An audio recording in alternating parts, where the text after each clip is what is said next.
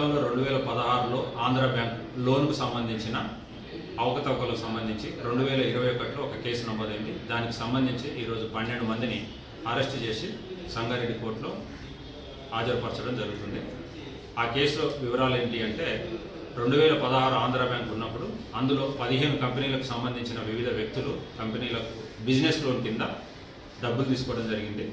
ఆ లోన్లు 2 సంవత్సరాలు వాళ్ళు సజావుగానే పేమెంట్ చేశారు.